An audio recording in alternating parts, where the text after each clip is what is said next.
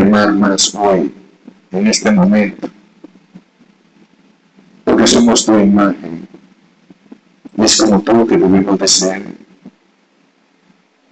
Oh Padre, que nosotros digamos como el salmista: no daré sueño a mis ojos, ni descanso a mis párpados. No descansaré hasta que no despierte a tu semejanza. Ayúdanos, oh Dios. Forma a Cristo en nosotros. Abre nuestras mentes. Sé misericordioso como siempre, Señor. Y déjate conocer de nosotros. Abre nuestras mentes, dispone nuestros corazones. Porque ¿quién puede llegar a ti? A menos que tú vengas a Él. Pero pedimos a Cristo. Amén. Bueno, vamos a hacer un breve comentario a la lectura de Génesis que tuvimos ahí en el capítulo 36.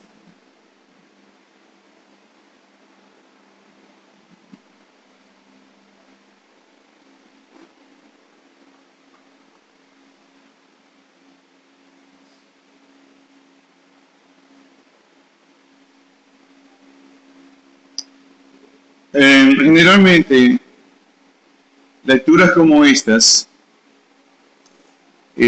tienden a no ser muy deleitosas. Cada vez que encontramos una genealogía, si la leemos es como desesperado, rápido para que eso se acabe y pasar a otra parte. A mí me pasaba así, a ustedes no, seguro que no, ustedes no. Ustedes no. No, yo soy el malo aquí. Ustedes no. Ustedes son tipos que desde se convirtieron fueron santificados. ¡Pra! No tuvieron esa lucha. Les felicito, yo sí.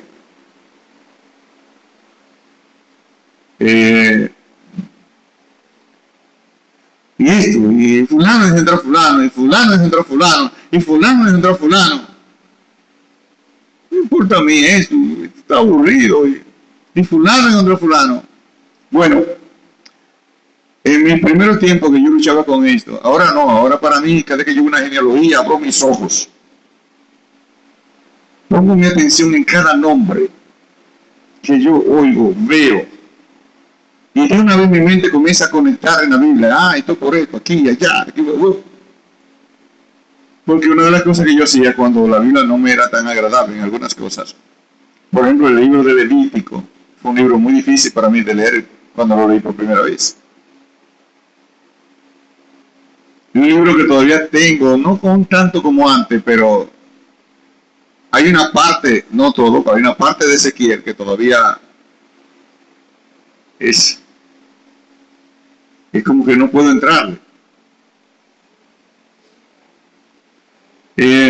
Pero, ¿qué me animaba a mí a seguir y a leer cualquier lectura, aunque no se me hiciera tan agradable? Bueno, yo decía, Dios, si está aquí, es porque si tú lo mandaste a escribir, es porque es importante.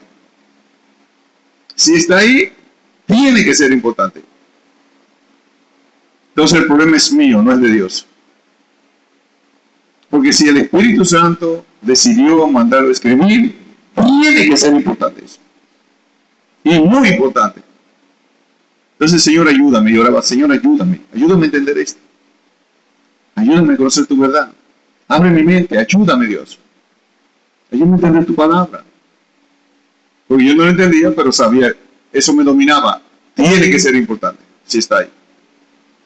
Porque no es verdad que el Espíritu Santo va a gastar su tiempo para contarnos cosas por contarnos. Bueno, una de las cosas, hablando de genealogías, ya en el libro de Mateo, ¿qué hace Mateo? Nace el Señor Jesucristo, ahora viene el Señor Jesucristo y coge la genealogía. Y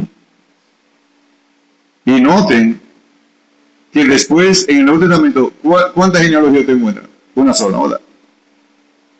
Ahí tú no encuentras que fulano encontró fulano después de Cristo. No, porque se trataba de eso. Se trataba de traer aquel que fue prometido en Génesis 3:15. Pondré enemistad entre tu simiente y la simiente de la mujer. Tú le morderás el calcañar, pero él, no ellos, él te pisará la cabeza. Y no dice las simientes de la mujer, la simiente que era Cristo y una mujer. Entonces, pero la Biblia, toda esta genealogía, yo digo con respecto al Salvador, ¿no? Porque tenemos genealogías aquí de los hijos de Satanás, de la simiente mala, de la simiente del maligno, de la simiente de la serpiente, como también la simiente de esa. Bueno, hay un libro, bueno, nuestros antiguos padres de la iglesia, bueno, con Joel, mirando en estos días, ayudándole a bajar un programa bíblico, de estudio bíblico, bajamos un diccionario de patrística. ¿Te acuerdas, Joel, de eso? Bueno, esa es una obra, eso está en internet, pero es un libro. Patrística, ahí están todos los primeros padres de la iglesia. ¿A qué se refiere eso? Bueno, cuando el apóstol Juan murió, fue el último de los apóstoles en morir. Entonces, ¿en manos de quién se quedó la iglesia? A eso se le llama padres de la iglesia. Ahí está Ireneo, ahí está Ambrosio, ahí está San Agustín, ahí está. No le tengan miedo a San Agustín. Los católicos mencionan mucho a San Agustín, pero si ellos toman a San Agustín lo desbarata a ellos. Yo no sé por qué ellos lo mencionan tanto. Porque Agustín fue de los padres el teólogo más eminente. Eran todos eminentes, porque en ese tiempo los cristianos no jugaban dominó, ni se iban a basquetbol, ni dejaban una reunión para ver un partido de pelota. No. Ese tiempo los cristianos no hacían eso. Eran cristianos de verdad. Ni tampoco estaban peleando. ¡Wow! Miren, tienen un partido ahí, pero tengo que ir a la iglesia y van a la iglesia como obligados. No. Eso eran cristianos de verdad. Entonces, en ese libro de patrística, ¿no? Están todos los primeros cristianos. Por cierto, no está en el programa este comentario, pero voy a tener que hacerlo. Miren, sea quien usted sea que usted milite en la iglesia que usted quiera, sea la línea teológica que usted le dé la gana creer, si usted no hace lo siguiente, usted se está engañando. Mire, y ustedes miren esos mosaicos que hay ahí. Los mosaicos están divididos por líneas, una línea aquí, otra allá, otra línea aquí, otra línea allá, hasta donde terminar allá está la puerta. Imagínense en esto, que la historia de la iglesia, los padres, los que empezaron la iglesia después de los apóstoles, en esa mano de esa gente que quedó la predicación del evangelio, quedó la antorcha. Si para usted conocer que lo que usted cree de la Biblia,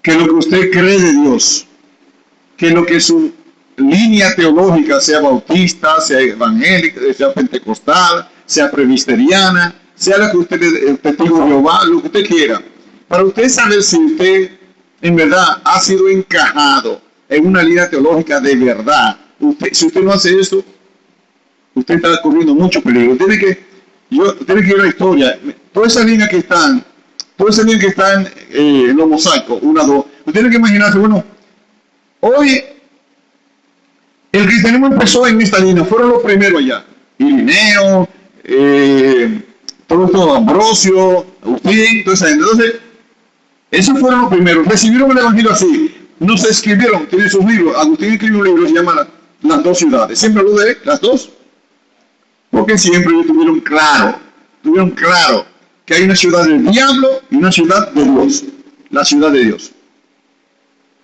Que el mundo se dividió entre los hijos de Satanás, ¿no? Por eso Pablo habla de la Jerusalén. ¿De cuál? ¿De la Jerusalén? ¿Cuál? ¿O no? Habla de uno, habla de dos. Y Pablo habla bien de la Jerusalén terrenal. No, la celestial. ¿Mm? La celestial.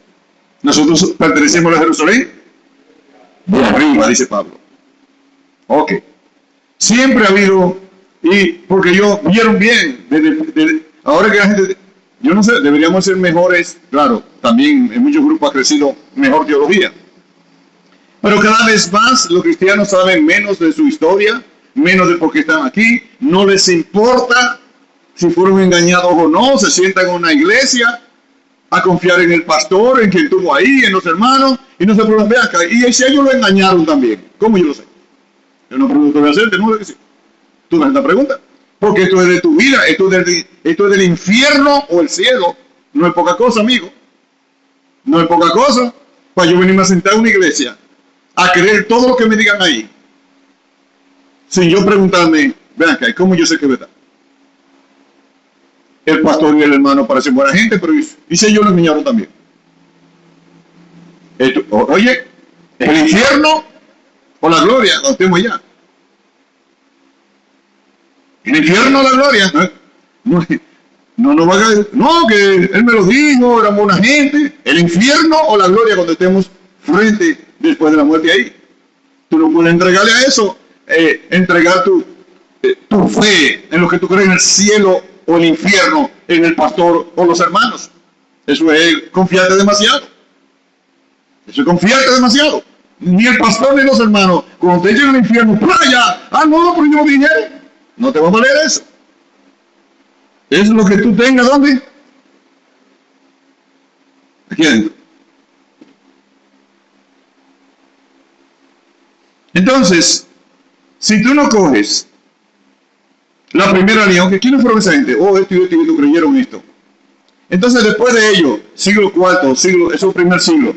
En el siglo II, Eusebio, esa gente que vivieron por ahí, siglo III, la persecución de los cristianos, Domiciano, el Imperio Romano, siglo IV, viene San Agustín, Pelagio, la discusión, las discusiones teológicas, viene el siglo V, espérate, destrucción de Roma, ¿qué hace la iglesia? Primer papa, vienen discusiones, se divide la cosa. Hay un papa en Constantinopla y otro en Roma. Se dividieron los cristianos. Los ortodoxos, la iglesia católica. Siglo VI, se fue el imperio, se fue todo. Séptimo, octavo, noveno, las guerras de las cruzadas. ¿Sí, no? Siglo XI, XII, guerras de cruzadas todavía. Siglo XIII, el papado se traslada a Francia. Casi 70 años ahí, no es el Vaticano. Sigue la guerra. Viene la reforma, división de la Iglesia Católica. ¿Qué pasó aquí? ¿Cómo llegamos nosotros? ¿Cómo fue eso? ¿Qué creían esa gente? ¿Qué creyeron sobre la fe, la salvación, el bautismo? ¿Qué creyeron? ¿Qué tipo de cristiano? Si tú no haces eso, porque nosotros estamos aquí, bueno, un grupo de cristianos nos entregó esta fe que recibimos. Fue a ellos que lo conocimos. Y a eso otros le entregaron lo que ellos creyeron. Y a eso de atrás, ¿qué? No, lo que ellos encontraron, le entregaron. Entonces tú no haces eso. Bueno, ¿qué quería la iglesia en el siglo I, segundo, tercero, cuarto, quinto, hasta el siglo XXI que estamos nosotros aquí? Si tú no haces eso, tú no estás seguro de lo que tú has creído. Tú no estás seguro. Porque tú estás confiando en que lo que tú encontraste son herederos exactos de allá. Pero ¿cómo tú lo sabes? ¿Cómo tú lo sabes si tú no sabes cómo ellos vieron la Biblia, lo que ellos dijeron? Por eso no se extrañen el entretenimiento, más acento en la música y en movimientos en la iglesia que predicación, oración y enseñanza. No se extrañen eso, porque cuando el hombre comienza a pensar, ni los políticos quieren que piensen. Adelante.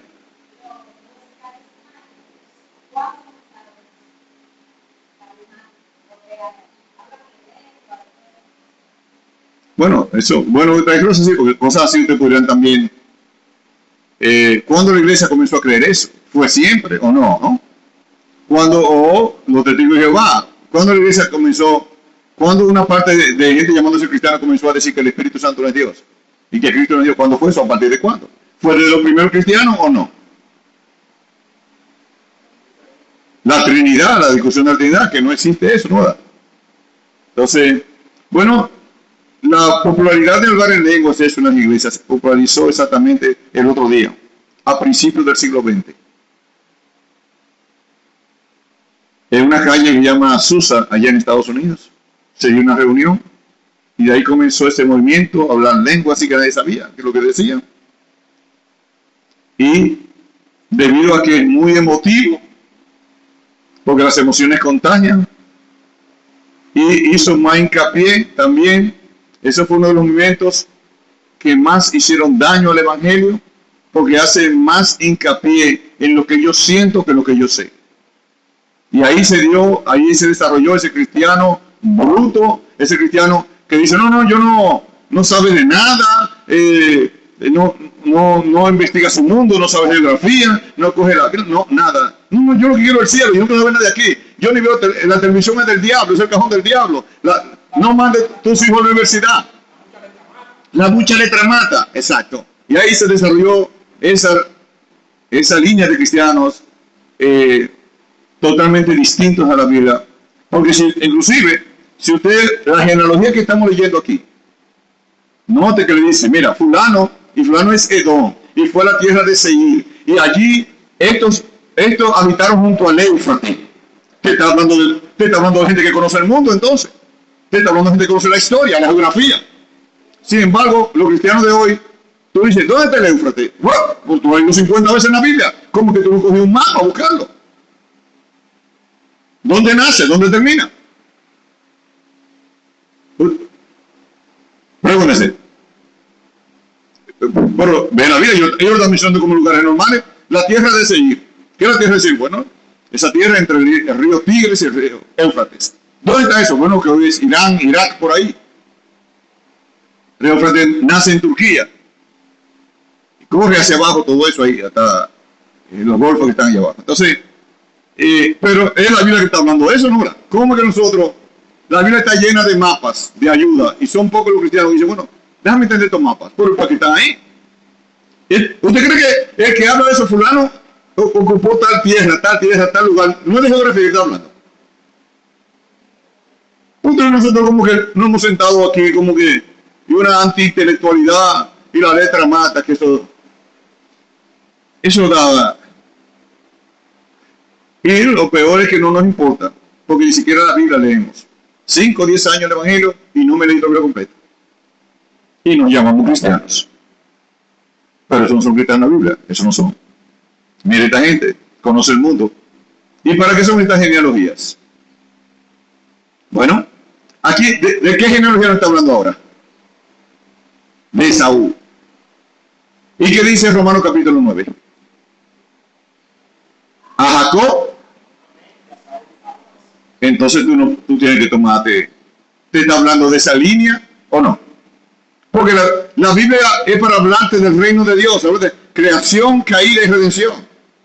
Desde que el mundo se hizo, dijo Dios, separó, dijo la luz de la tiniebla. Acuérdense cuando Génesis 1:1 dice que dijo Dios sea la luz. Recuerden que fue a Jesucristo que hizo, no el sol. Perdón, que hizo no, que lo nombró como la luz de este mundo.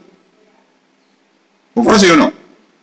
Porque la guerra venía. Él sabía lo que iba a hacer el mundo. Esta es la luz. Y separó Dios la luz de la tiniebla. ¿Pero qué tiniebla? Porque la noche sigue estando ahí. Bueno, esa lucha espiritual, ese Caín y Abel, esa carne que nada más quiere lo mío y no lo de Dios. Hay una línea de hombres del mal. Entonces la Biblia te está diciendo, por ejemplo, dice aquí que la mujer de Esaú se llamó Ada. Pero en el capítulo 4 de Génesis, pero yo siempre digo a ustedes, mire, si no se leen su Biblia seguida, usted no va a entender muchas cosas. Yo no quiero hablar aquí como, a mí me falta saber mucho, algunos se lo he dicho a ustedes también. Yo no hablo aquí como el que sabe mucho, pero lo que sabemos tenemos que ponerlo en esto.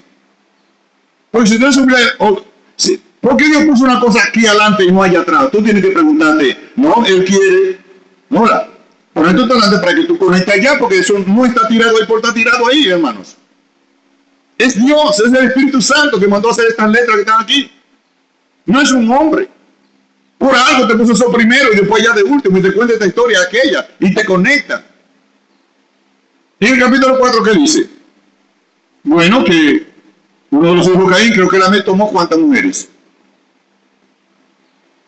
Vayan ya para que lo lean también, seguro.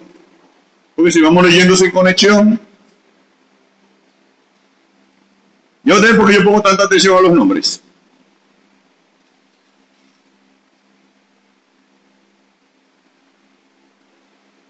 Versículo 19. ¿Quién lo tiene?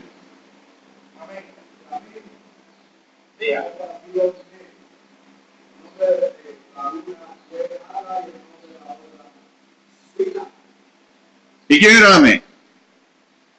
¿Un hijo de quién? ¿De quién era hijo de Lamec? De Caín. ¿Es la generación de Caín que te está hablando ahí? ¿Y quién era Caín? ¿El hijo de Dios? Lo hemos visto varias veces, ¿no? No hay que ir allá, Juan capítulo 3, 1 Juan 3, versículo 11, ¿no? No como Caín, que era del malito. Entonces, vimos ahí que Ada fue mujer, no era uno de los hijos de Caín, y un hijo de Caín la tomó por mujer, dos mujeres. Ahora vamos al 30, donde estamos leyendo, al 36.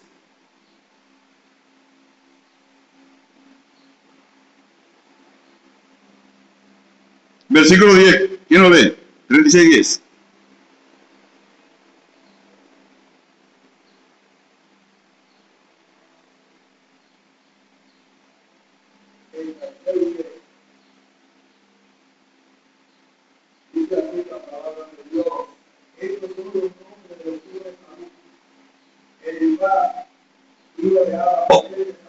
Páralo ahí ya. Encontramos una llamada Ada también. ¿Mujer de quién? ¿Y Esaú de quién era? ¿Hijo de quién? No, del maligno. Porque, oye, acuérdate que esta historia no están hablando, no están para hablarnos de ellos. Tenemos que ver el plan de Dios. Eso no estamos hablando de ellos. Entonces tenemos que un hijo de Caín tomó una llamada a Ada. Y Esaú, ¿y de quién era hijo Caín? Caín, ¿de quién era hijo? Del maligno. Y Esaú.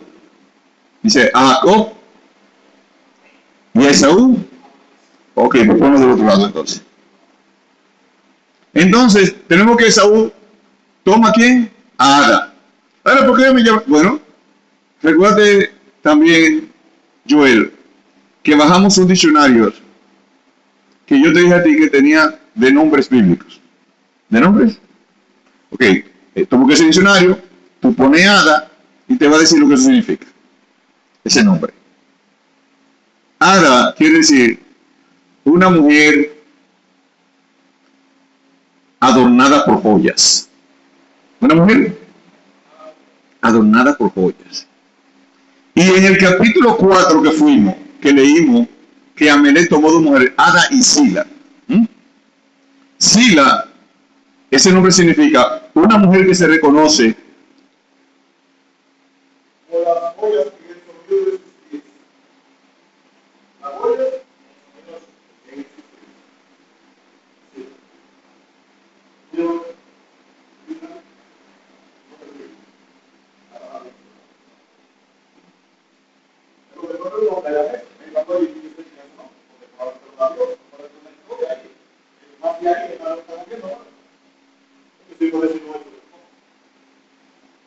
y todos sabemos que los nombres en la Biblia, los nombres no son como ahora, no me lo digo. El nombre representaba tu carácter. ¿El nombre? Tu carácter, pues, el nombre. Entonces, vemos que desde Génesis capítulo 4 que leímos, que ese descendiente de Caín toma dos mujeres, y una se llama una mujer hermosamente adornada, toda esa pintura, toda esa joya, y la otra significa una mujer que se reconoce por el sonido de sus pies. te está hablando que esa mundanalidad, el mundo, como dice Santiago, ¿no? ¿Cómo vive la gente del mundo para este mundo? ¿No es así? Llamando la atención hacia sí. Y no vemos a las mujeres del mundo así hoy. ¿O no? Porque los perdidos, los que viven, los que son de la otra ciudad, de la Jerusalén de abajo, viven así, viven para la tierra. Viven así, buscando los de ellos. Esas mujeres, número uno, el mundo está casi empezando y deciden dos vivir con un hombre. Y él no era suficiente, no se satisfacía con uno, porque así son los de este mundo. La ciudad. Agustín hablaba de las dos ciudades, ¿no? La de arriba. Entonces, por eso, y al cristiano, el Nuevo Testamento te lo dice de otra manera. Nosotros somos, nuestra ciudadanía no es de aquí, sino de arriba. No somos de este mundo.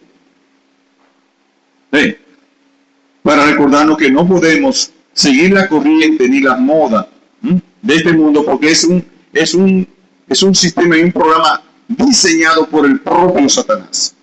Eso no quiero meterme ahora, pero Romanos capítulo 12, versículo 2, te lo explica claramente eso, pero no vamos a ir de ahora. Cuando dice, no os conforméis a este siglo, sino transformado. La palabra siglo en el original ahí, o mundo, no es la misma que la que se usa en el original para mundo y siglo en otra parte de la escritura. Ahí la palabra mundo o siglo, en Romanos capítulo 12, versículo 2, significa un espacio de tiempo donde todo está diseñado, está programado para que pase lo que está pasando. Que está todo pensado, que está diseñado. Y dice, no te conformes a este siglo, sino transfórmate por medio del entendimiento. Bueno, no, debería haber salido ya porque mi tema no es este hoy de Génesis 37. Pero aquí entonces, ¿con quién es la mujer de Saúl? ¿De Saúl? Ana. ¿Hay casualidad? ¿O Dios no está diciendo algo? No lo ve. Por favor. Está corriendo el perfil de los hijos del malo y el perfil de los hijos de Dios. Y a los que no lo entiendan, por eso el Nuevo Testamento te dice, a Jacob amé y a Esaú aborrecí. Porque Dios separó la luz de la tiniebla desde el principio. Y noten otra cosa. Noten los lugares. Noten esa lista.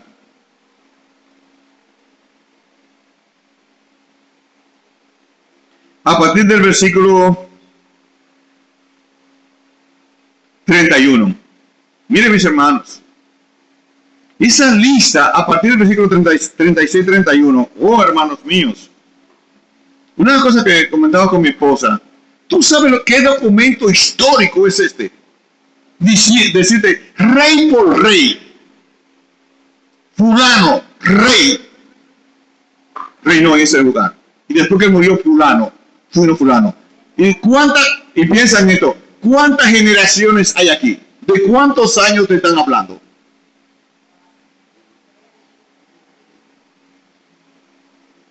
La Biblia, por eso yo llamo a muchos.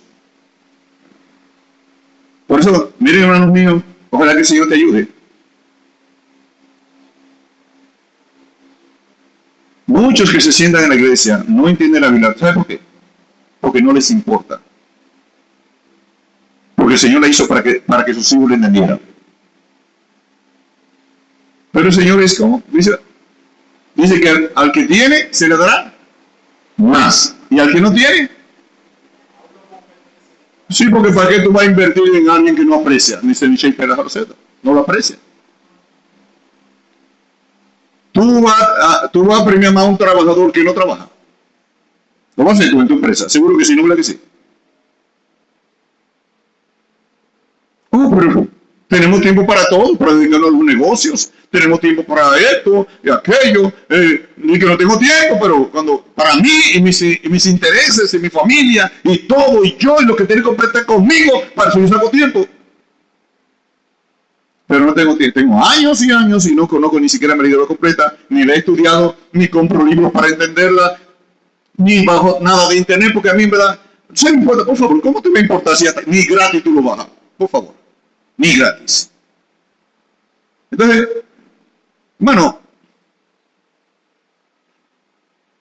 por eso bueno, está ahí, podemos verlo todo. Por esto, no. Solo que esto cuando a mí una gente me sabe que Dios no existe, que la Biblia, y cuando yo menciono la Biblia como el documento histórico más fiable que tiene el mundo. No, bueno, búscate uno. Esta lista que tenemos aquí es de hace unos 5.000 años más o menos. Entonces, reta a cualquiera que te busque una lista de reyes con sus nombres y cosas de esa época. Búscate un documento histórico. Esto no es religión, no. Esto es historia, geografía. Hay un rey se llamó fulano. ¿Es una religión? ¿O es religión eso? Ok, pues ustedes no se dejen engañar del enemigo. Porque lo hacen creer que cuando toman la Biblia para demostrar que es la verdad. Ah, no, eso es religión. No, tú no me engañas a mí. No es religión estoy hablando, no. Es historia estoy hablando. Es historia. No me engañes con eso. Como bien, hay uno que, un conocido, que cada vez que yo lo atetero me dice, ah, no, eso es teológico, ese es el punto de vista teológico. No, no me engañes así. Es si es verdad, ahora, no, eso es teología. No, porque es teología, pero es verdad. Y como es verdad, pero dice teología, tú no lo vas a aceptar. Oh, pero no juegues sucio. Así no. Tú no me engañarme en la cara, ¿no? Rosa, muy testigo de ese tipo de discusiones. Entonces te engañame la cara ahora. Entonces tú coges una cosa. Herodoto es el padre de la historia. Herodoto es el padre de la historia secular. No se conoce un historiador más antiguo con una historia organizada como la de él. Entonces tú coges Herodoto, que vivió unos 700, 600 años antes de Cristo. Y tú vienes a hablarme de historia antigua porque Herodoto lo dijo. Sin embargo, yo te tomo aquí datos que existieron 2000 años antes de Herodoto. Entonces tú no quieres aceptarlo. No es lo que tú eres religión, no. Es que tú eres un hipócrita, tú no quieres estar. Así no, tú quieres engañarme. Cuando tú quieras hablar y ser honesto, habla conmigo y tú hablas de historia. Te está diciendo aquí cómo se poblaron, pero otra cosa, hermanos, esto está aquí, porque el mundo quiere decirnos que no tiene un registro de cómo el mundo se fue poblando, cómo fue apareciendo, cómo esos pueblos por ahí, porque las regiones que tú estás hablando del Medio Oriente, de todos los pueblos árabes, ¿sabes lo que está hablando eso? Los hijos de Saúl formaron todos esos pueblos árabes. Bueno, es mentira, bueno, pues hazlo, busca un documento histórico. Por eso yo estoy contra los historiadores, contra todos los historiadores no cristianos, estoy contra ellos, contra todos. Cada vez me encuentro uno, la pasa mal. Yo me voy acá, una pregunta, yo, cuando me encuentro uno, digo, ven acá, una pregunta. ¿Por qué cuando se habla de historia antigua, la Biblia es un documento histórico? Sí, entonces ¿por qué ustedes no lo mencionan? Porque usted dice que no hay datos de esa época por ahí, pero lo hay, está ahí en la Biblia con nombre, con esto, con aquello, con todo. Y no hay datos, ustedes no tienen, además tú no tienes ningún documento histórico más fiable que ese, porque estos fueron escritos por los testigos de los hechos. Quienes están escribiendo esto fueron los que vivieron esto, o cerca del hecho. Y lo que tú tienes, por ejemplo, el que habla de Buda, Buda existió 600 años antes de Cristo. ¿Y tú sabes cuándo se comenzó a saber de él? 900 años después. ¿Qué le parece? Entonces, 900 años después se escribe de Buda. Y tú crees en esos documentos y estás diciendo por ahí que existió. Entonces, quiero llamar su atención a que estas cosas no son poca cosa. Esta genealogía demostrando cómo se probaron esas cosas. ¿Quiénes fueron los reyes uno por uno? Porque nuestra fe, como dice Pablo, ante uno que él tuvo testimonio, esto no se hizo en un callejón. ¿Se acuerdan de eso? Esto no fue hecho. Pero fue a Félix. ¿Quién no recuerda eso? Bueno, hola. Testificando con Félix, en el libro de los Hechos, dice Pablo, esto no sucedió en un callejón. ¿Y qué quiere decir Pablo con eso? Que el testimonio de la Escritura es algo que pasó delante de todo el mundo, que está ahí, que se sabe y usted lo quiere negar. Porque muchos se portan a cogerle miedo a lo de allá afuera, como que ellos son los que están, ellos saben de ciencia, que ellos están en la verdad, y que un descubrimiento científico, y pasó aquello, y pasó esto, pero claro, tienen que dejarse sugestionar porque no quieren leer la palabra de Dios, y no quieren tampoco estudiar. Adelante.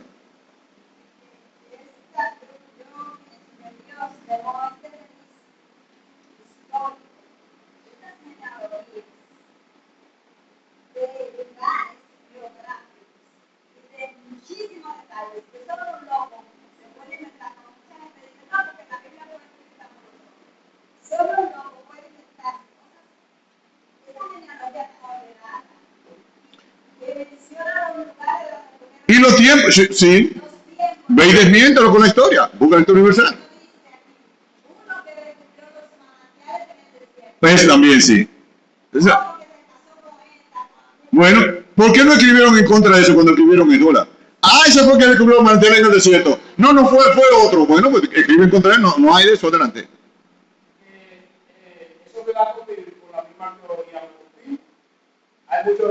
Los arqueólogos serios, hermano. Ok, no, muchos arqueólogos no. No serio.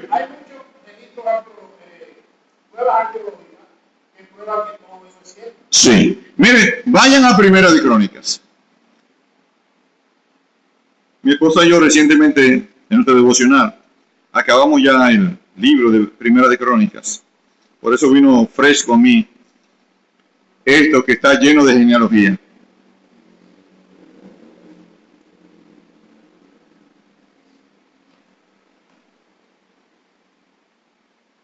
Miren, ya está en mi primera crónica. Capítulo 1. ¿Descendiente de quién? De Adán. Versículo 5. ¿Descendiente de quién? De Noé. De genealogía, ¿no, verdad? Capítulo 1, versículo 24. ¿Descendiente de quién? De Sem. Capítulo 1, versículo 28. Descendiente de Ismael y Setura. Capítulo 1, versículo 34. Descendiente de Saúl. Capítulo 2, descendiente, versículo 3. Descendiente de Judá.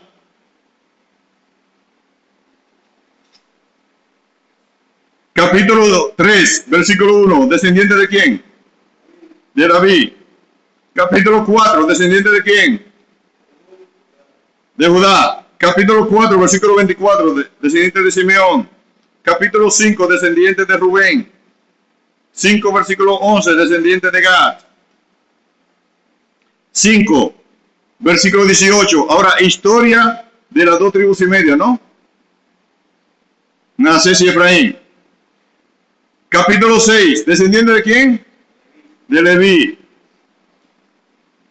Y capítulo 6, versículo 31. Ahora van a nombrar uno por uno, van a nombrar lo que iban a ministrar en el templo, con sus nombres, con su familia.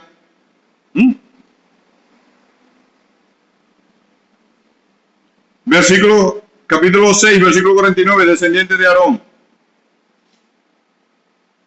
Capítulo 7, descendiente de Isaacar. Capítulo 7, versículo 6, descendiente de Benjamín. Capítulo 7, versículo 13, descendiente de Neftalí. Capítulo 7, versículo 14, de Manasés. Capítulo 7, versículo 20, descendiente de Efraín. Capítulo 7, versículo 30, descendiente de Aser. Capítulo 8, descendiente de Benjamín. Señores, 8 capítulos dedicados a descendencia. ¿Ustedes creen que eso está ahí por ahí? ¿Ustedes creen que eso está por estar ahí?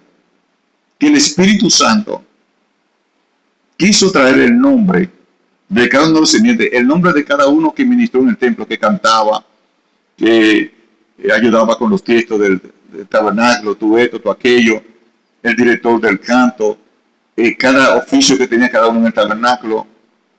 ¿Ustedes creen que 8 capítulos? ¿Ustedes creen que eso lo va a tirar por nada ahí, o para que esté ahí nada más? Dios tiene un plan: creación, caída y redención. Tenemos que buscar cómo encaja eso en ese plan.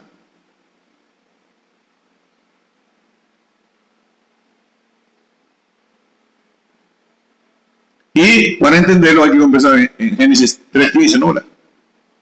Dios ha prometido un Salvador. Y lo va, ¿no? Y va dando, y dijo que iba a ser de Judá, por ahí, ¿no? Y va desarrollándose la cosa. ¿Cuándo se escribe crónica, mis hermanos? ¿Cuándo se escribe crónica?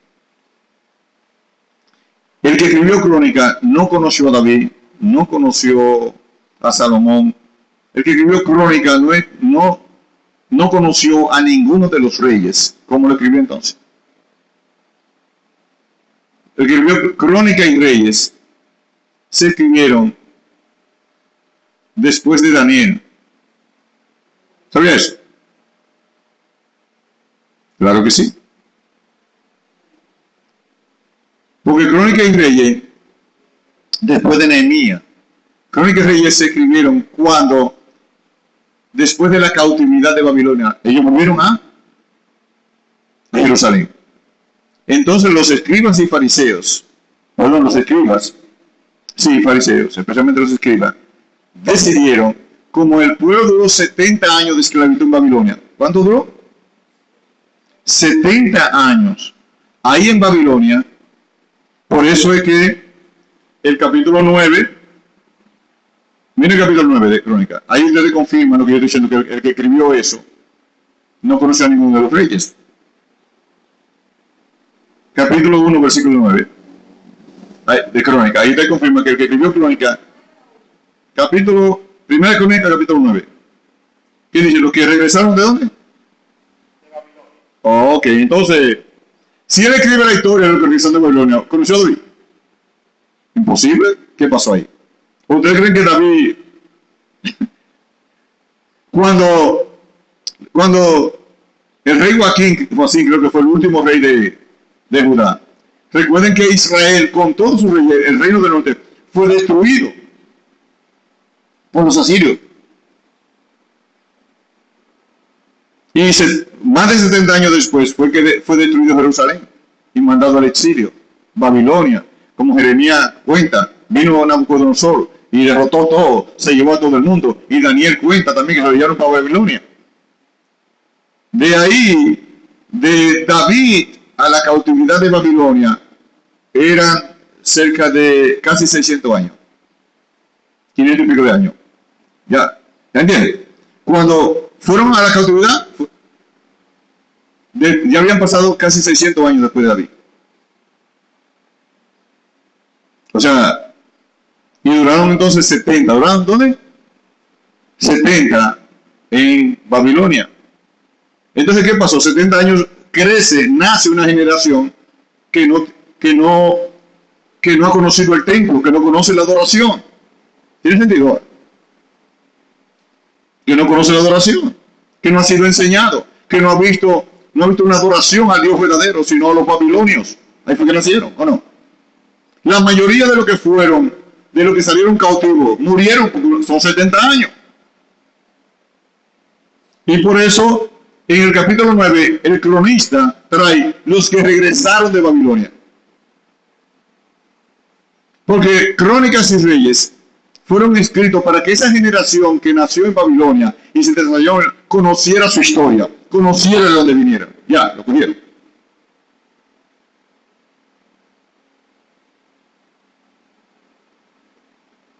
Entonces le trajeron todo. Ya no le traemos que hay 8 capítulos dedicados.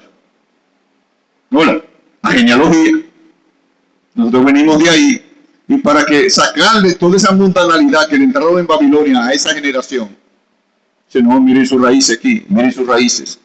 Por eso recuerden, en Nehemías y Esdras, cuando el pueblo se junta y hacen el censo, y de la familia de tal tanto, dice, y hubo alguno que no se encontró su registro. No es su Biblia. Que no se encontró su registro. ¿Y qué hicieron con ellos, Rosa?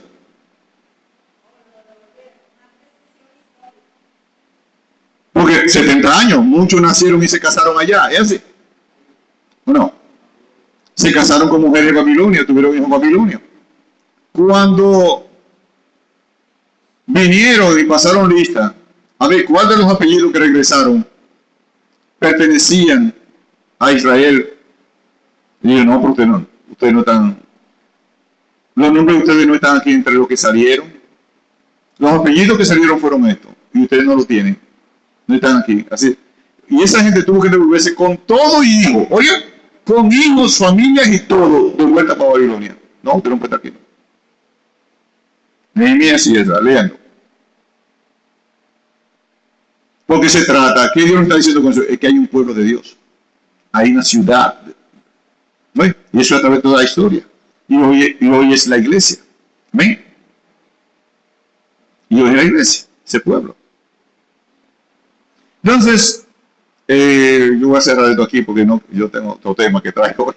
Entonces, pero, amados hermanos, Mira, cuando a ti se te dice que lea, cuando a ti te dice que te pongas a leer y a dedicar tiempo, no es una cosa nueva en el cristianismo. Los cristianos verdaderos son la gente más intelectuales y más inteligentes del mundo.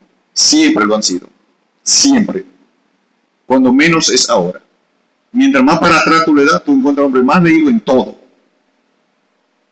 Si tú te lees el libro de Agustín, La ciudad de Dios, tú vas a decir, tú te vas a quedar, pero ¿cómo? ¿Cómo este hombre abordó estos temas? Al mundo entero le respondió él en ese libro. Al mundo entero, todas las objeciones del mundo, todas las cosas que levantaban, ese tipo agarró. Y yo cuando cojo ese libro, pero es verdad que este es un libro del siglo V, no, siglo IV, porque él, sí, siglo V, porque él nació en el 354 y murió en el 425. Nació en el siglo IV y vivió hasta el siglo V. Entonces, dice, wow, pero ¿qué es esto? Yo no lo puedo ni creer. Pero, ¿por qué lo leo? Bueno, estoy hablando de un hombre que está escribiendo solamente 300 años y pico después que el Señor se fue. Está muy cerca de la historia, ¿no? ¿Verdad que sí? Agustín. Y cuando leo Eusebio, estoy leyendo a un tipo que está escribiendo 200 años y pico después que el Señor se fue. Cuando leo a Ireneo, estoy hablando de 30 y pico de años después que el apóstol Juan murió.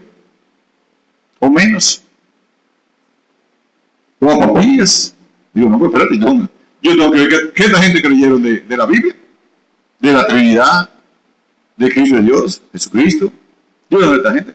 A ver si en mi iglesia están mirando la Biblia como yo la miraron.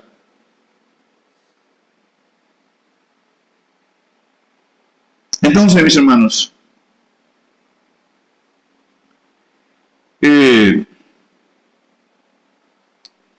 yo os ruego, por amor a vuestras propias almas, no sigan dando más importancia a sus cosas, porque donde está tu tesoro, está. Oye, una cosa, tú y yo no nos podemos engañar.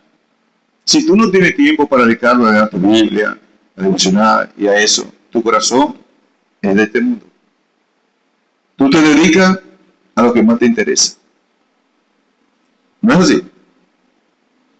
Tú vas a dar tu vida donde está tu corazón. Y eso es imposible que no sea así. Eso es imposible. Y el Señor nos dio esta palabra. El Señor nos dio una palabra, fue este libro que nos dio. Para hacer nuestra espada. Entonces, aquí ya sabemos por qué Génesis 36, ¿no? Saca la generación de Saúl. ¿Y por qué la generación de Saúl? ¿Y para qué? Bueno, para que sepamos dónde poblaron los enemigos de Dios y dónde están. Pero ¿para qué yo tengo que ver de Saúl? Saúl vivió hace mucho. Si del que me están hablando a mí de nada me sirve. No, Dios tiene un plan.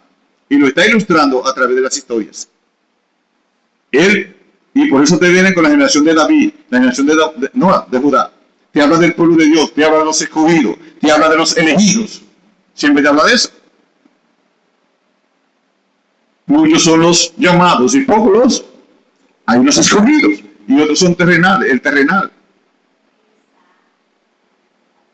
Vamos a 1 Corintios, capítulo 2. Gracias, Rosa. En Isaac te estará llamada descendencia, todo en Isaac. Miren, hermano, conecten. Por eso la genealogía del capítulo 5 de Génesis.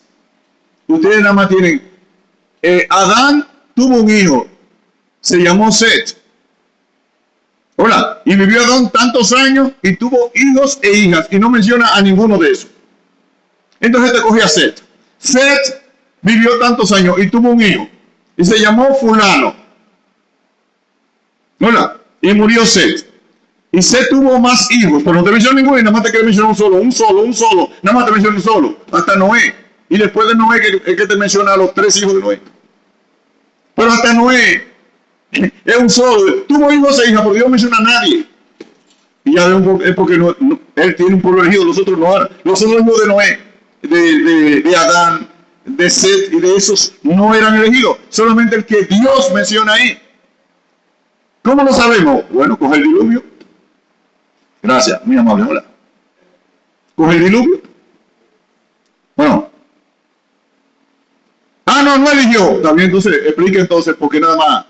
Porque todos eran hijos de Adán, todos.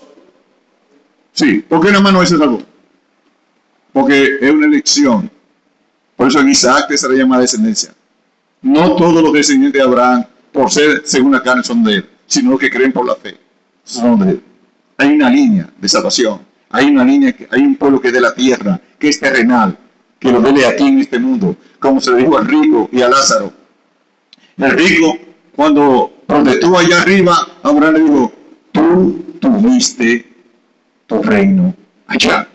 Tú tuviste lo que quisiste allá.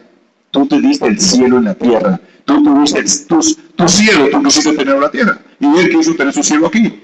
Interprétalo así, eso es todo. Tú viviste, tú elegiste el cielo en la tierra. Bueno, viviste rico, viviste, te sobraba de todo, no te preocupaba nada, date todo lo que tú querías, sin pensar en nada, ni en Dios, ni en el Creador, ni en el que te hizo. Tú viviste dándote placeres. Tú decidiste tu cielo en la tierra. Él no, él decidió su cielo aquí arriba. Él decidió no coger el cielo en la tierra. ¿Tiene sentido? Esos son los hijos de los terrenales. Y por eso nosotros que tenemos hijos y queremos que se salven, piénsenlo. Si los van a seguir dejando que ellos anden como ellos quieran. Si los van a dejar seguir. No, es que no quiere, que todo no le gusta, que todo no le gusta. Yo no entiendo un padre así. Yo creo que le odia a sus hijos. Yo no lo entiendo. Mi hijo tiene que ir al médico obligado, aunque él no quiera, si está enfermo. Obligado, sí, le falta un brazo porque para que lo pierdan los dos, el doctor. Es mejor perder los dos uno.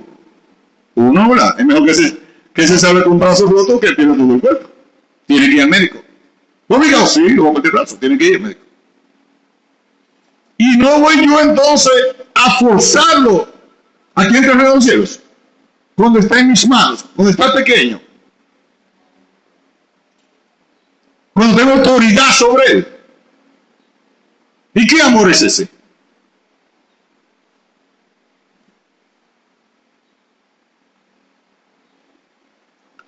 Yo no me veo aquel día del juicio que mi hijo me vea y dice, pero papá, tú me dejaste. Tú me dejaste hacer lo que yo quería. Tú debiste esforzarme, papá. Tú sabías como yo no sabía, pero tú sí sabías lo que era el infierno, tú lo sabías. Yo no quiero que mis hijos me miren así ese día.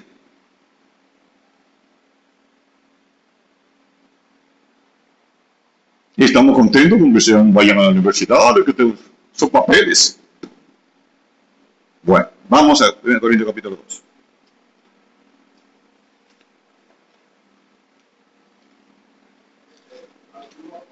Adelante. Ay, perdón, hermano, usted dando hace rato ahí. Perdóneme, hermano.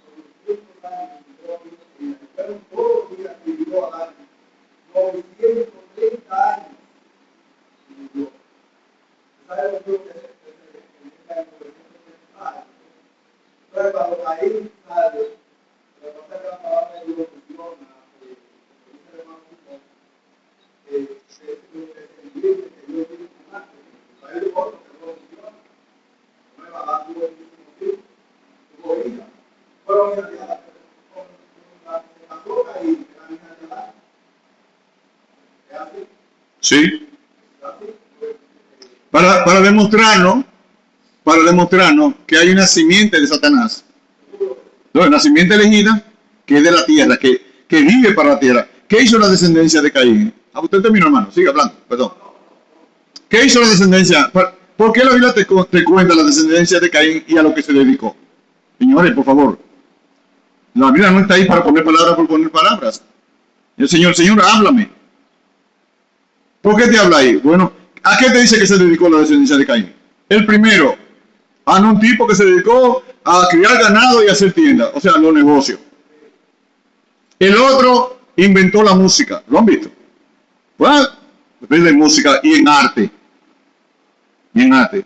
Y el otro se dedicó a qué? A los metales, descubrió los metales. Y el otro que se dedicó a qué? Ya a buscar mujeres, 2 mujeres por ahí. Los placeres. A lo que vimos, eso es el hombre terrenal. El hombre terrenal, eso así. Él hace su cielo aquí. Voy a ser grande, un gran comerciante. El mundo para mí, ¿no? Su reino en este mundo. Pero dice que Abraham habitó ¿en qué? Siempre en tiendas. ¿Por qué te dice la Biblia eso? Abraham fue más rico que ellos. ¿Y por qué no hizo un palacio? Porque te está hablando del plan de Dios. No es eso que tiene que ver. Es que los hijos de Dios no son de la tierra. No se portan como de la tierra. No viven para la tierra. No conocen sus costumbres, su cultura. No se dejan influenciar por su cultura. La forma de pensar, de hacer negocios, de los deportes, de los entretenimientos, de vestir, de criar los hijos. Es otra generación. No es de este mundo. ¿Por qué el tipo se dedicó a la metalurgia? Bueno, ¿quiénes fueron la cultura que dominaron a otros? Historia antigua. Los que tenían el hierro, ¿o no? Oh, gracias. Las culturas que tuvieron espada y pudieron dominar el hierro fueron los que subyugaron a otros, de fuerza para subyugar a otros. No es así que vivimos todavía. Porque ¿para qué ese tipo se dedica a los metales? ¿Para qué se hicieron? Porque en la historia, todas las culturas que tomaron el hierro primero, dominaron a las otras. Y le hace la Biblia. Cuando David fue ante David, dice la Biblia que los israelitas no tenían espada ni nada de eso, porque tenían que comprársela a los filisteos. Y ellos vendían las armas de guerra. Hasta que David se dice, eso es extra bíblico, que mientras David estuvo con ellos, que cuando se hizo el loco, y estuvo viviendo entre ellos, aprendió cómo se hacía la metalurgia y se lo enseñó a ellos. Pero habla claro que ellos no tenían armas, porque no sabían, deben comprárselas. Y los filisteos dijeron, no se las vendamos, para que... Gracias. ¿Y quién dice la Biblia que tenían el arte del hierro? Los muchachitos, los filisteos, ¿no? Los cananeitos, las cananeitas. Y nosotros somos como, no, esas cosas se nos dicen y seguimos como nada. Entonces, esa generación de Caín, usted la ve hoy. ¿No es así? El poderoso, vacas, hacienda, ¿no? Tienda, a vender. El otro, la música, y los sentimientos, y la música, y los sentimientos, ¿no? Y chévere, yo bailo bien, y míralo aquí, qué pasito. Haciendo escultura, el arte, pero el arte adorando la naturaleza, la creación, no a Dios. ¿Ha cambiado algo? ¿O te lo está diciendo algo eso?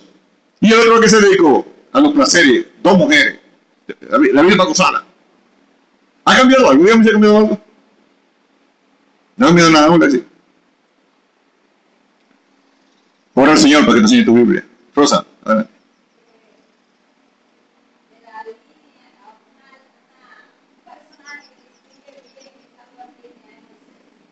Sí.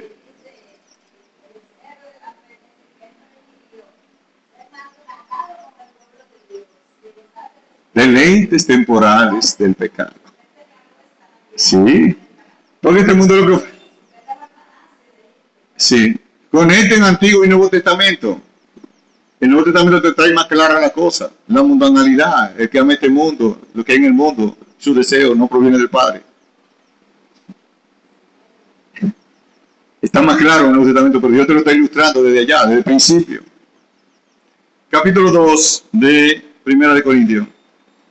¿Quién lee el versículo 14? 14. Primera de Corintios capítulo 2, versículo 14. ¿Quién lee? Pero el hombre natural no percibe las cosas que son del Espíritu de Dios, porque para eso es locura, y no las puede entender, porque se han de discernir espiritualmente. Bueno, esto vamos a empezarlo, pero no vamos a terminar hoy. Pero yo quiero que léalo cada uno, tome un minuto, léalo y piense. y comiencen a dar sus opiniones sobre este texto. 3 minutos le voy a dar. Mírenlo, léenlo, piensen.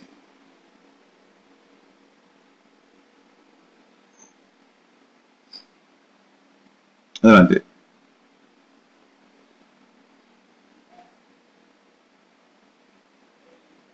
Bueno, hemos hablado de dos grupos, de los hijos de Dios y de los hijos de María.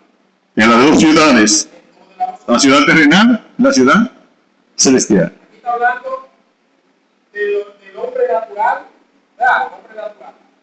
Ese podríamos decir que es el de aquí abajo, el del maligno.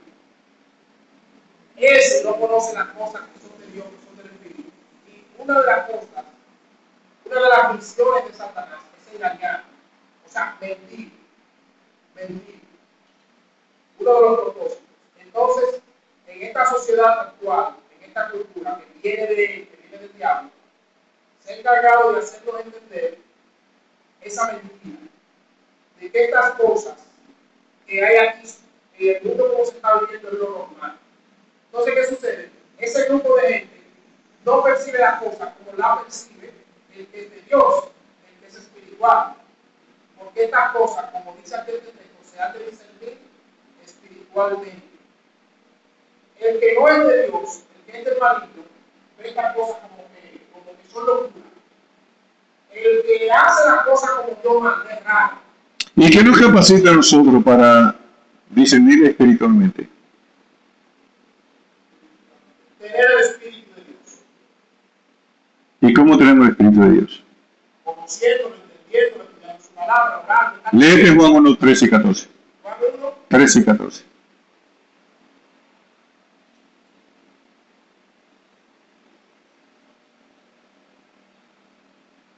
San Juan 1, 13 y 14.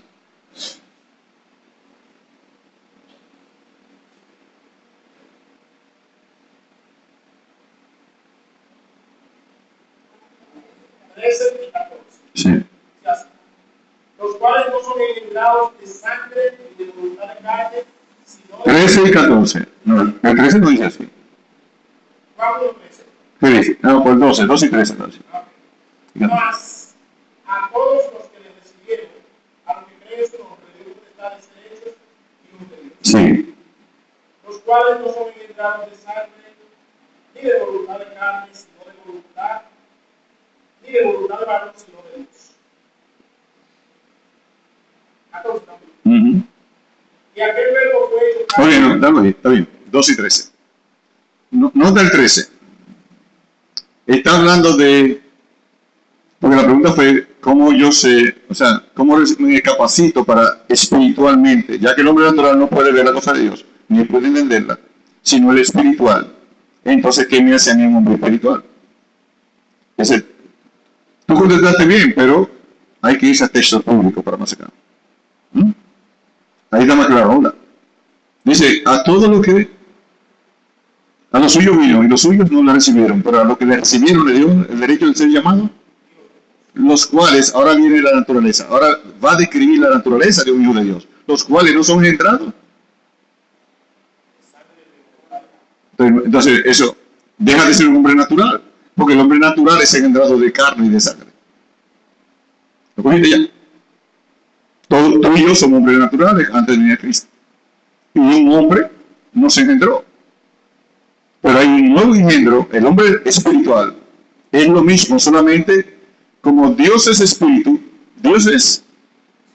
Entonces te engendró. Entonces tú no puedes ser ya natural, sino espiritual. Porque quien te engendró ahora es espíritu, no es carne como tu papá. Ya. Y así como yo llevo los rasgos étnicos y, ¿cómo llaman esto? Genéticos de mi padre, porque él me engendró, ahora ha sucedido algo que yo he sido engendrado, pero al no ser carne y sangre como mi papá, ya no me parezco a él. Dios es espíritu y ahora Dios me engendra y los genes de Dios pasan a mí. Ahora me parezco a él. Ahora quiero lo que él quiere. Ahora mi nariz se parece a la de él, mi cabello es como lo de él. ¿Mm? Y mi carácter es como él. Porque he sido engendrado de nuevo, tengo otro padre, ya. Pero se nos habla de la otra vida, matarla al viejo hombre, a no ser nosotros. Esto se lee mucho, pero esto es un misterio grande. Esto es un misterio grande. Esto es un misterio. Cuando tú entiendes eso que te leímos ahí ahora, en el 12 y el 13 de Juan, cada uno, yo primero, después ustedes, tienen que reflexionar mucho. Ven acá, y yo tengo el carácter de Dios. Se está desarrollando en mí. Porque dice aquí que Dios es espíritu. Entonces, así como yo me parezco a mi papá, porque fui engendrado por él, no puedo hacer nada. Si mi papá me engendró, tengo que parecerme que es algo obligado. Y a veces te dicen los doctores, tu papá sufrió de esto, ¿no? O aquello, porque hasta la enfermedad de no nada.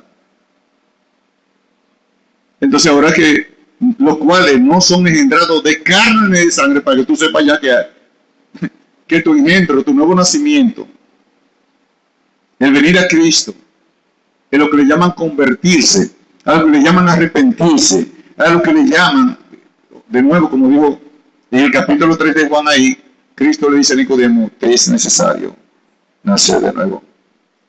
Porque el hombre natural no puede entender. No dice no quiere solamente, sino que no puede. Entonces toda persona que se considera verdadera cristiana se confronta con este versículo.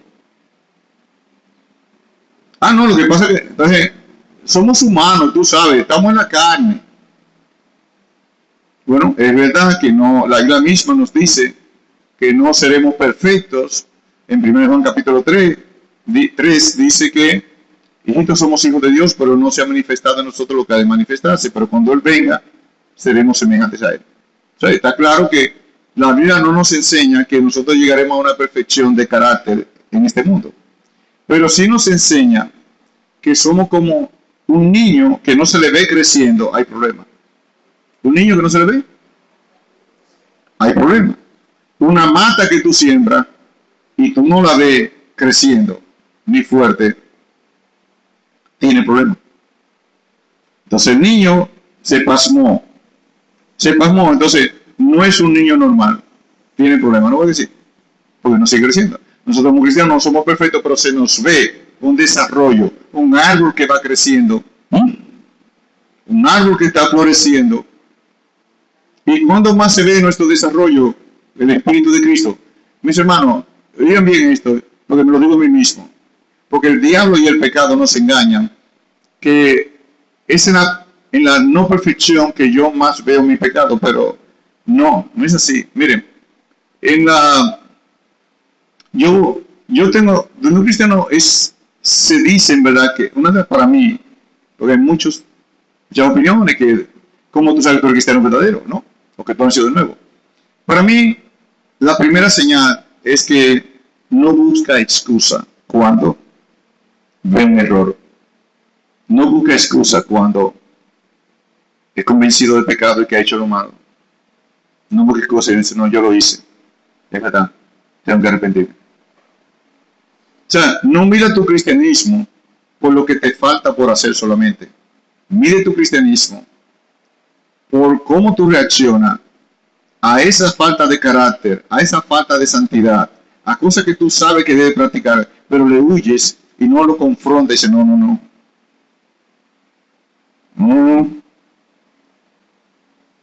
¿Qué fue que dijo el salmista? Enfermedad mía es esta. El Salmo 73 es un buen ejemplo. No, 73, no es ese. 77, ahora sí. El Salmo 77, el salmista comienza a quejarse de muchas cosas pecaminosamente. Y él llega a la convicción, no, pero yo no puedo quejarme tanto, eso. No, dice, pero cuando vine delante de Dios al altar, dije, enfermedad mía es esta, hombre. Vendré y recordaré los hechos de Jehová. Entonces, un verdadero cristiano, si se ha descuidado en la Biblia, dice, yo me he descuidado, yo no puedo buscar cosas como esto. No es el trabajo, no es la familia, porque yo no puedo engañarme. Entonces la familia primero, el trabajo primero, yo no puedo engañarme. A todo lo mío le doy oro, le doy todo. Y si me llaman a las 3 de la mañana para ganarme unos cuartos o una familia, ¡fua! Cojo para allá. Pero no me levanto. No tengo tiempo, pero entonces no hago el tiempo. Si me le dieran el verdadero cristiano se hace esta prueba. Si me dieran $1.000.000 para levantarme una hora más temprano, ¿me levantaría? Sí. Entonces mi pecado no es el cansancio. Porque con todo el cansancio cogería el $1.000.000 y seguiría. No, ¿verdad? Es verdad que estoy cansado, pero no por... Es verdad que estoy cansado o cansada, pero no es por el cansancio. Porque si me diera $1.000.000, yo me levantaría ahora. Y eso que le digo, lo he testificado ante ustedes varias veces. A mí me pasó.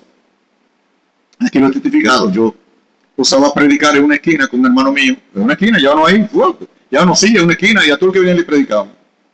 Y un día yo vengo, me levanto a las 3 de la mañana por ahí, a coger para Punta Cana. Y de Punta Cana al Seibo, a dar la vuelta a San Pedro, la Romana, y de nuevo a Punta Cana a las 11 de la noche. Regreso como a las 11 de la noche ahí, bueno, ¿qué 11? No fue tan tarde. Como se ve a las 9 por ahí a San Pedro. Ya con esa vuelta y esos turistas hablando y todo. Cansado estaba yo. Ay, no podía a entender, yo estoy demasiado cansado. No podía. Y me hizo una pregunta, Simón, si te dieran $5.000.000 ahora para irte a Puerto Plata, a pie, no. Yo no me engaño, yo me iría, yo me levanto. Aunque no llegue, yo sé que me levanto. Yo me iría. Digo, entonces, cuando me hice esa pregunta, entonces dije, no es el cansancio, no es por el cansancio que yo no voy, es por mi pecado. Agarré todo, y cogí para allá. Porque si fuera por el cansancio, yo no iría por los 5 millones, ¿no? Porque cansado. El verdadero cristiano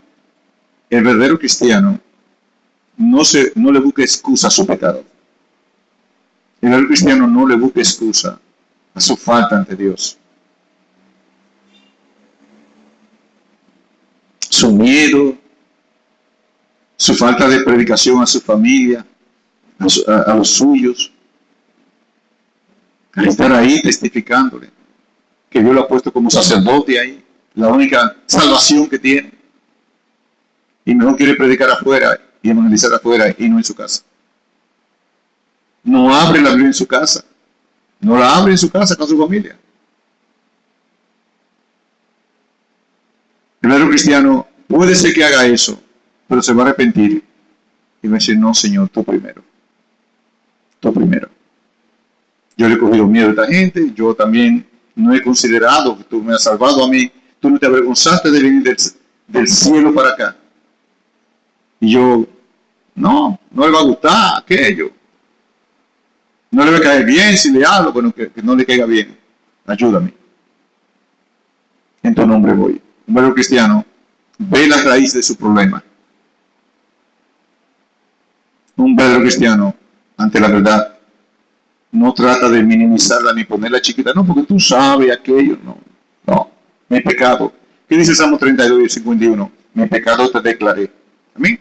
Contra ti he pecado. David no dijo, lo que pasó fue esto y aquello, tú sabes, estamos en la carne, la vida, mucho trabajo. El verdadero cristiano no hace eso. Pero para eso hay que ser nacido del Espíritu. ¿Eh? Porque el hombre natural no va a llegar ahí. ¿El hombre natural qué hace? El hombre natural siempre pone excusa. El hombre natural siempre va a ver algo que lo va a justificar y se admite que está malo, pero aquello, dice que está malo, pero pone como quiera dice algo que lo defiende. Y mis hermanos, este era mi tema hoy. Pero comenté demasiado del otro. No hay tiempo para esto. Porque, oye una cosa, amado mío. Volvamos a el texto de 1 Corintios 2.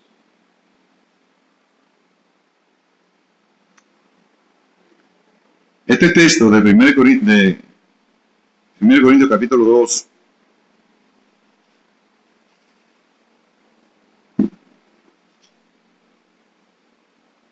versículo 14. Pero el hombre natural no percibe las cosas que son del Espíritu de Dios. Oye, qué declaración. Y ustedes saben bien que cuando el Señor Jesucristo vino, encontró muchas de las iglesias que creían que eran hombres espirituales, ¿no? ¿O no? Y se creían tan espirituales que mataron al Señor Jesucristo. Los que fueron de la iglesia que mataron a Cristo. ¿Ustedes lo saben? No fue nosotros. Fue la iglesia que mataron a Cristo. Se dice que eran los judíos, al que Dios se había revelado, le dado su palabra. No fueron los romanos que lo mataron. Fueron ellos. Los romanos dijeron, ningún delito hay en él, ¿por qué lo quieren hacer eso? Mátalo. No fueron los romanos que dijeron eso. Fue el pueblo de Dios. Tú y yo, y estoy hablando para mí también, porque yo tengo un corazón pecaminoso y con muchas luchas como el tuyo. Yo no estoy hablando aquí porque, como dice Pablo, no es que yo lo haya alcanzado, sino como uno que es tentado también. Estoy hablando aquí como uno que tiene que fajarse a luchar contra la mundanalidad, contra no ser un ciudadano de la tierra, para no ser a ese grupo de Saúl, o del hombre rico, que busca su vida en esta tierra y su tesoro en esta tierra, que vive preocupado nada más, su mente está llena en los afanes de las cosas de esta tierra, pero no tiene tiempo para los propósitos de Dios. Y si va a Dios, es para que Dios lo ayude a hacer su reino aquí, el cielo y la tierra. Porque está preocupado solamente por cómo me va con la familia, cómo me va con la economía, cómo me va con la salud. Hola. Y qué bien me veo como esa generación de Caín, ¿no? Ricazo, vendiendo, ganados, o tomando el mundo con los metales, ¿no? O en los deleites, como Amalek con las dos mujeres, y encontrando su placer aquí en esta tierra. Abrumados nosotros con las cosas de esta tierra. En texto de Lucas, ¿cuál sería? Bueno, entonces como dice, pero quisiera, mira a ver si Lucas 15:31, a ver si no me equivoco. Si no es 15:31, tiene que ser 21:31.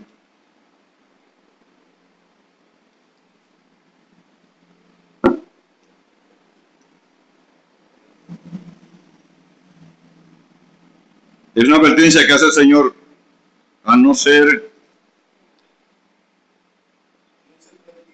No es el 15:31. Ya lo vi aquí. Hacia el 21:31.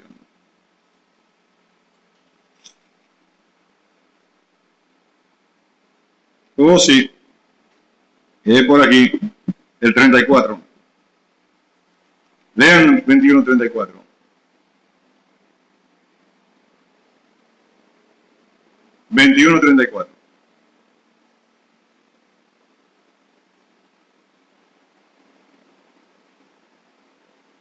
¿Verdad?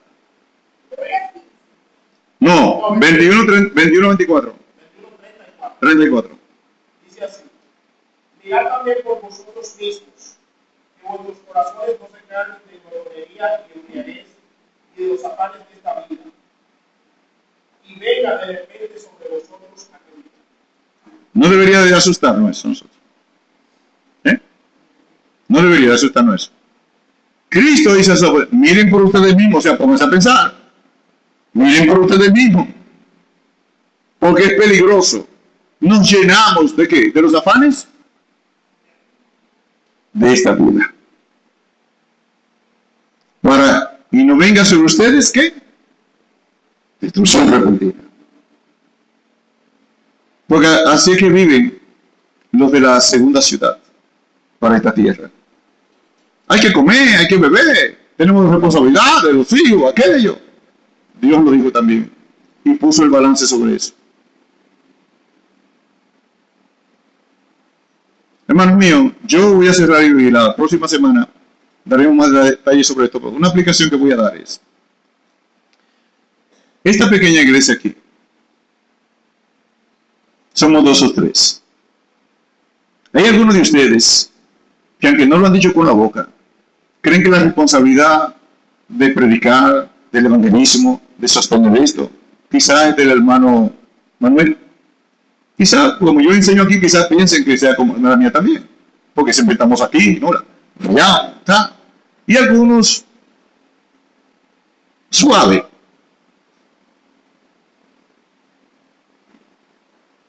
Con ese texto para ti. Ten cuidado. Que los afanes de esta vida ahora no te embriaguen. Porque ese es el peligro de poner nuestras vidas y afanes primero que las cosas de Dios. Tú tienes una gran oportunidad aquí. Que hay gente que vive aquí en Sabana. Nunca dice hermano Manuel, dice, a partir de hoy mira evangelismo. Oye, vamos a hacer un día, yo voy con usted.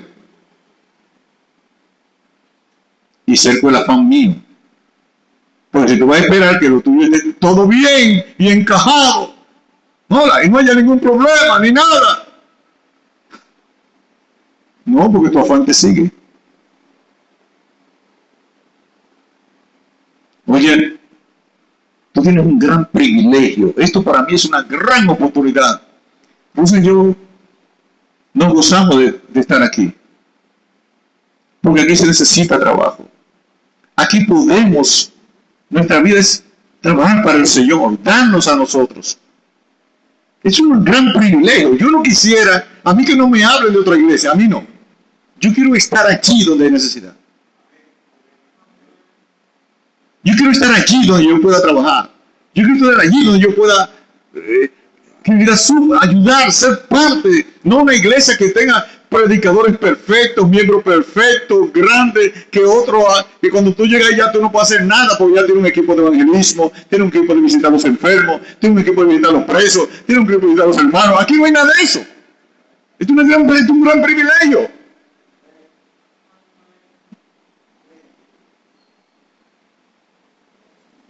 Yo no quiero tener una iglesia así. Yo quiero tener una como esta. Que todo puede trabajar, meter equipo de evangelismo, ayudar a los hermanos, visita, oración, primero aquí. Pero yo no quiero motivar mucho a eso, sino a lo primero.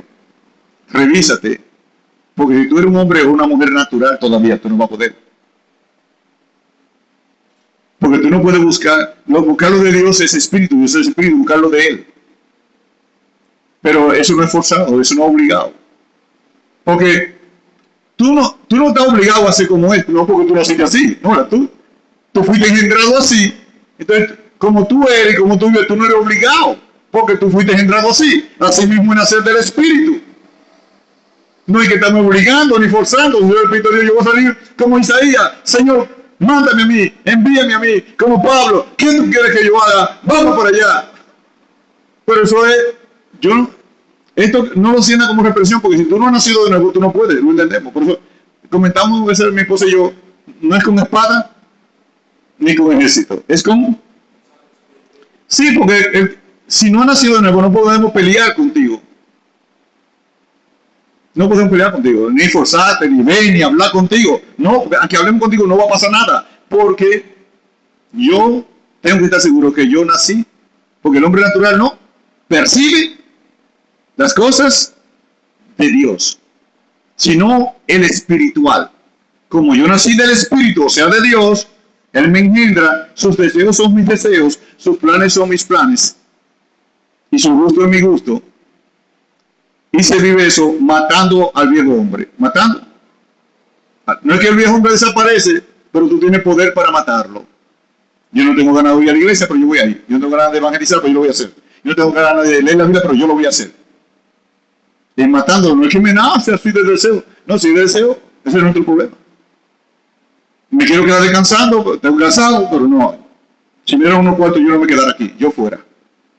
Entonces no es el cansancio, es mi pecado. Pero eso lo hace una gente que ha nacido del Espíritu. Me lo digo a mí y te lo digo a ti. Convéncete y trata de llegar a la seguridad que tú fuiste nacido del Espíritu. Porque aquí no vamos a andar como algunas iglesias de que invitan siempre y tráelo, y el hermano que no viene y no se puede con él nunca, y 2 años empujándolo. No nació de nuevo, eso es gastar el tiempo. Eso es perder las fuerzas. Tenemos que invitar a la gente, la iglesia es para gente que ha nacido de nuevo, que ha nacido del Espíritu de Dios. Y como ha nacido del Espíritu ya, sus deseos, sus fuerzas están en la otra ciudad, son los de Dios y lucha contra lo de la naturaleza que le quedan. Con los deseos de mi papá yo tengo que matarlos dentro de mí, porque esos son carnales, son naturales. La vida natural, oye, el hombre natural, no estamos hablando del hombre asesino, entiéndanlo. No estamos hablando del hombre que bebe, que deja a su mujer, que fornica. No es una persona natural que nació un ser humano, que no ha hecho nada. Dice, no puede percibir las cosas de Dios.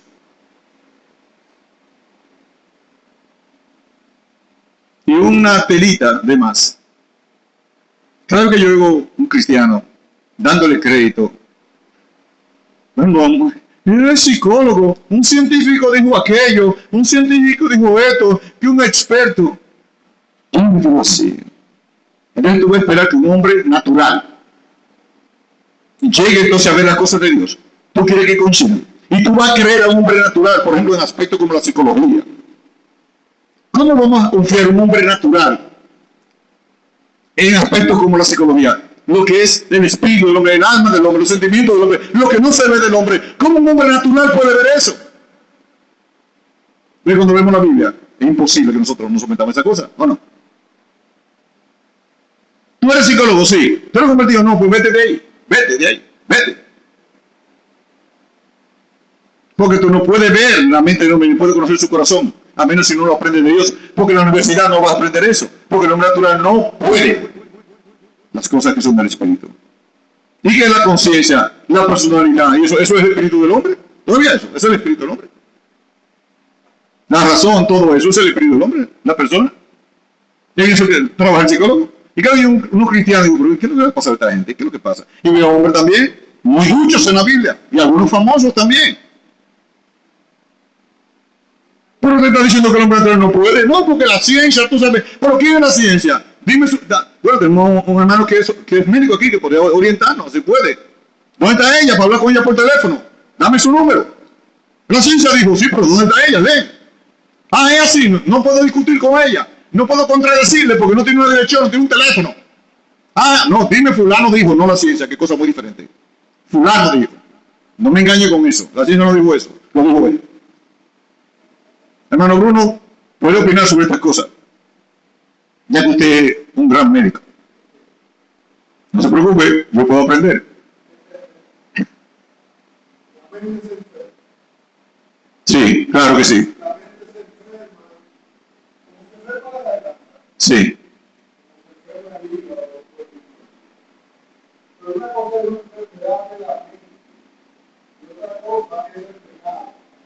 Sí. Sí. Una persona puede estar triste. ¿Por qué? Porque no tiene trabajo. No tiene trabajo de temor, de intranquilidad. Si perdió el trabajo y tiene un préstamo, los hijos tienen que ir a la universidad y el seguro no lo dio para quitar el trabajo. Entonces entra en una etapa de angustia. Sí. Y eso, si se mantiene en el tiempo, se puede convertir en lo que se llama un estado depresivo. Sí.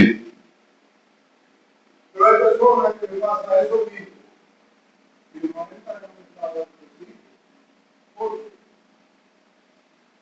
¿Por qué se le va a mover el trabajo? ¿Qué pasó? Después de 17 años trabajando sin haber avanzado nunca, solamente por intentar política. Porque el hermano Manuel, al perder su trabajo, puso toda su familia en la mano de Dios. Y por eso, el problema mental no va a ser, porque el problema mental finalmente se convierte en el problema físico. Sí. Eso te tomaría tiempo.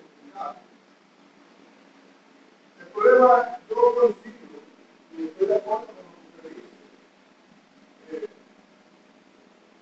Los expertos tienen que... Sí, no, hermano, y si no estamos de acuerdo, nos seguimos amando, no se preocupe. Entonces, sí.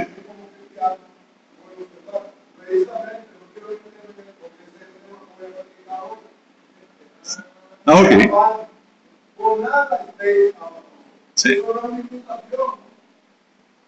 Eso no es una sugerencia, es un mandato. Sí. Bueno, tenemos el Espíritu Santo, tenemos la palabra, tenemos la alabanza, tenemos el ayuno, tenemos una serie de herramientas sobre las cuales el apóstol Pablo dice: ¿quién te separará de la muerte de Cristo? Y Dios somos más que vencedores en Cristo.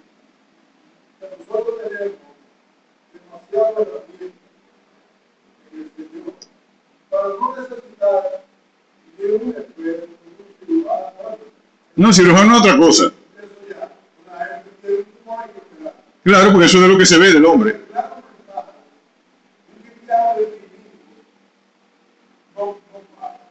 Bueno, sí. Bueno, la conclusión también con la Biblia, porque nosotros tenemos que definir si toda verdad, toda, va a tener fundamento bíblico y otro. Eso es importante, porque si no, hay cosas que no podemos, por ejemplo, lo que llamamos enfermedades mentales. ¿Qué es eso? La mente, que yo... Sí, pero claro que está enfermo, claro que sí. El mal es una enfermedad. El mal es una enfermedad. El mal es una enfermedad. Sí, es una enfermedad.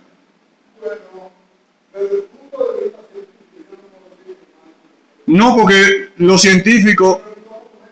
Sí, pero no puede responderlo porque esa pregunta no es del campo de la ciencia o de los científicos responder eso. Porque la ciencia nada más puede responder a lo que se puede medir y repetir. Si no puede, no puede opinar más de ahí. Si no puede repetir o medir de lo que habla, está fuera de la ciencia. Entonces, por eso mismo, como no es científico, que una enfermedad, por la Biblia, nosotros entendemos que todo mal, y cualquier enfermedad, por ejemplo, el egoísmo es una enfermedad espiritual.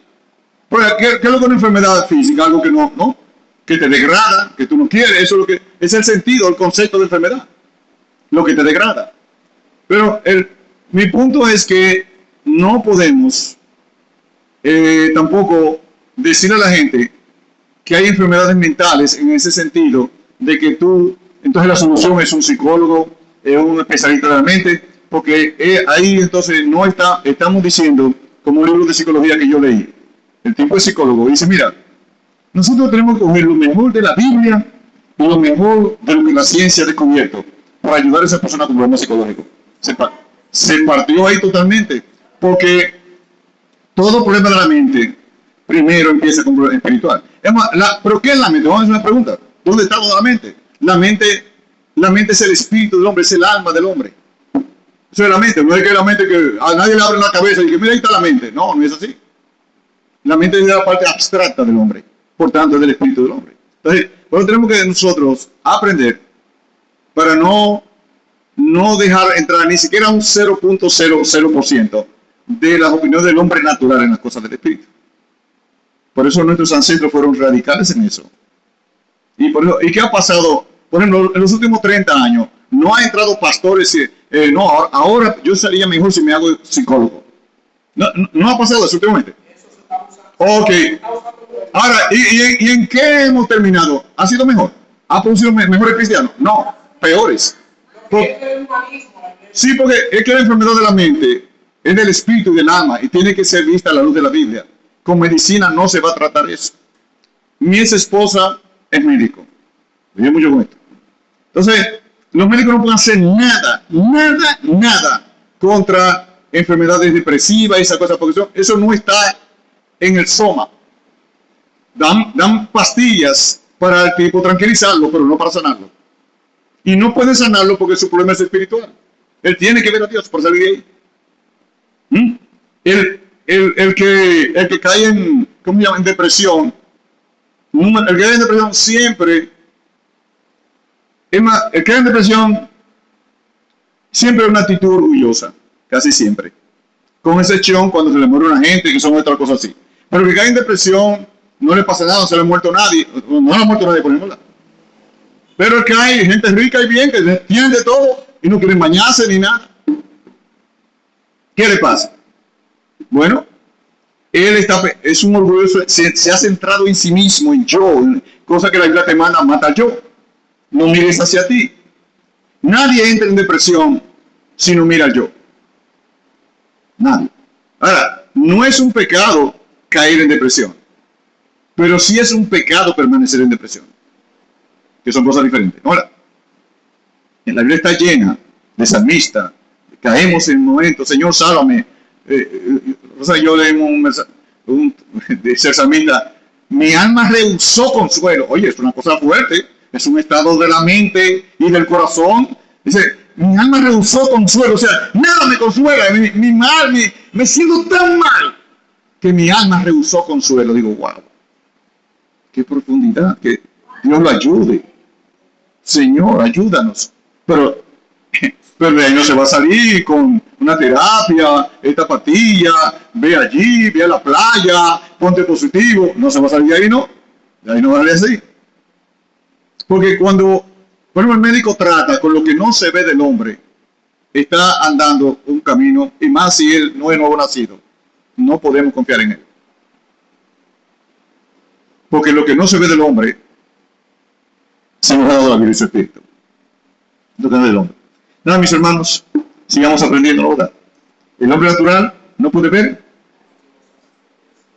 Y si él es natural, dice, no puede ver, entiendo. ¿Qué vamos a hacer con él? Es natural, no puede ver las cosas de Dios. No puede. Tiene que nacer de nuevo. Dios bendiga.